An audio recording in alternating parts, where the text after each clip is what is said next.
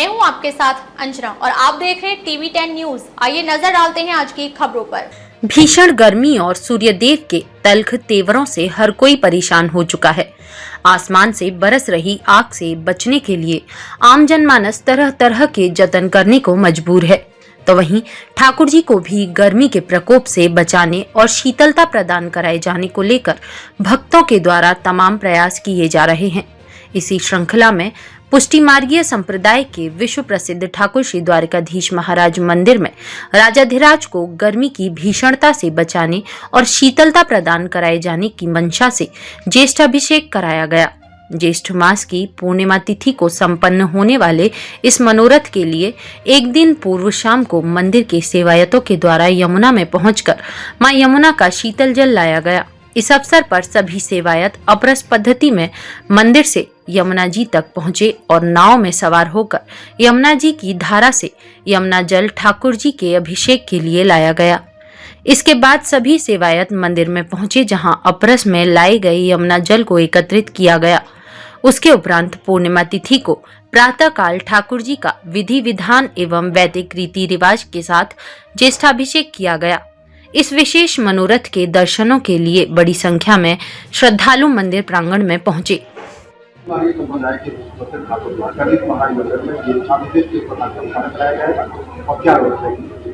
देखिए, जेठ मास जहाँ तक पौराणिक मान्यताओं के अनुसार आप समझिए, जेठ मास सारे मासों में सबसे बड़ा है और जेठ मास में मैं समझता हूँ गर्मी एक अपने चरम पर होती है। और पुष्टि मार्ग संप्रदाय में जहाँ ठाकुर जी की बाल स्वरूप की सेवा है, तो किसी न किसी प्रकार से बालक को ठंडक का एहसास कराया जाए, गर्मी से बचे। जैसे आप देखते हैं हमारे यहाँ नौका विहार होता है, नौका विहार के अलावा और भी ऐसे कार्यक्रम होते हैं जिससे ठाकुर जी को शीतलता प्रदान की जाए। जैसे आपने देखा चंदन बागा होता है, चंदन लगाया जाता है नौका विहार। उसी प्रकार ज्येष्ठाभिषेक ज्येष्ठ की पूर्णिमा के दिन होता है और उसके लिए एक दिन पहले अर्थात चतुर्दशी के दिन ठाकुर जी की जो हमारे यहाँ सेवा है वो अपरस की सेवा है, बाहर की किसी वस्तु का प्रवेश नहीं है। तो मुखिया जी, उनके सभी सहयोगी और सेवा के जो भी लोग हैं वो सभी आज शाम को अभी इसी समय यमुना जी का जल लेने कलश में जाएंगे। जैसे खड़ाव वड़ाव पहन के बिल्कुल अपरस में जाएंगे, उनको लोग साथ में जाके यमुना जी का जल लाके इकट्ठा करेंगे और कल प्रातः काल 6:30 बजे ठाकुर जी का ज्येष्ठाभिषेक होगा।